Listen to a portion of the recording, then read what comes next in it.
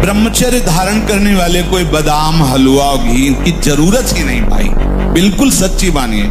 जैसे तप्त भूमि में पैर कैसे पड़ता है, ऐसी बिजली रहती ब्रह्मचारी के शरीर, बिजली 60-60 किलोमीटर बिना विश्राम किए चलते देखा है। कमंडल हाथ में चढ़ ब्रह्माकार वृत्ति चले जा रहे, कब आहार मिलेगा कब विश्राम, कोई मतलब नहीं यार, भगवदाकार। और 4 बजे जगो, जगने पर तत्काल आप बासी पानी पिए, तांबे के पात्र में रखा हुआ पानी, और लीटर 2 लीटर पिए। ऐसा ना करे अब 1 गिलास में छोटा, कस के पीजिए। अगर उल्टी हो जाती तो और अच्छा है, आप पी के तो देखिए। वज्रासन में बैठकर जल पीजिए, फिर थोड़ा टहलिए, सोच जाइए। आप गृहस्थ हो, विरक्त हो, कोई भी हो, अगर आप शुद्ध ब्रह्मचर्य रहना चाहते, स्वप्न दोष से निपटना चाहते, तत्काल व्यायाम कीजिए। अभ्यास गलत किया है, कोई भी देवता तुम्हें नहीं बचा सकता। गलत अभ्यास किया है, अपना नाश स्वयं कर रहे हो, किसी देवता या किसी का दोष नहीं। काले कर्म ईश्वर मिथ्या दोष लगा है। ये आचरण गंदे बंद करो बच्चा, नाम जप करो, सात्विक आहार करो, आधा घंटा दंड बैठक मारो, व्यायाम करो, दौड़ो, अभी सब ठीक हो जाएगा। जो ब्रह्मचर्य रहता है उसे शरीर बल, मनोबल, बुद्धि बल, वचन बल, ये सब जागृत हो जाता है। वचन बल जो बोला वही लागू हो गया, जबरदस्ती आपको मानना पड़ेगा।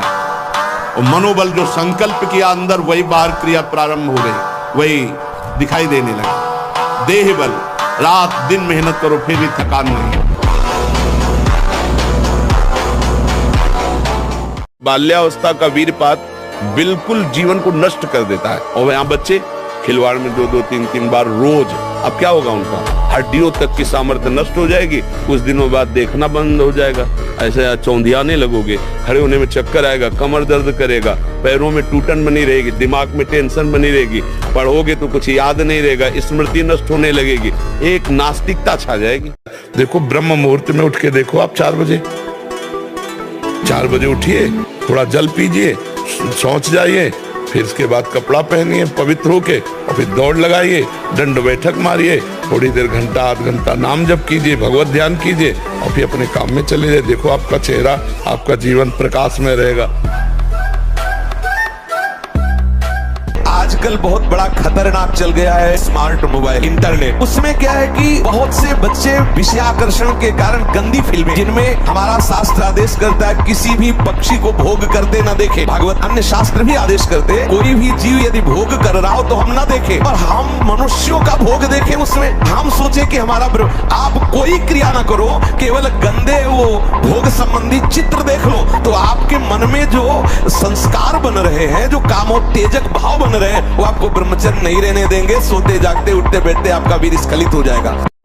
6-6 घंटे पद्मासनों पर बैठा, बिना हिले डुले, भीषण कष्ट हुआ पर उसे शांत, तो सुषुम्ना नाड़ी खुली, वीर ऊर्ध्वगा में प्राणायाम के द्वारा प्राणों का संयम, शरीर को व्यायाम के द्वारा स्वस्थ, आसनों के द्वारा वश में कर लेना, आहार के द्वारा पवित्र बुद्धि करना, इंद्रिय भोगों का दृश्य श्रवण संभोग इनसे दूर रहना, इंद्रिया पवित्र, तब जाके वीर ऊर्ध्वगामी होता है। उसे कहते हैं अखंड ब्रह्मचारी। ब्रह्मचर्य का नाश करता है। देखने से बदसूरत नजर आने लगे, चाहे जितना गोरा हो, चाहे जितना ऊपर से चिकनाहट लगाए हो, लेकिन उसके कपोल और नेत्र बदसूरत होंगे। चिकनाहट से मतलब नहीं है, एक आकर्षण होता है भागवती, होश में नहीं होगा।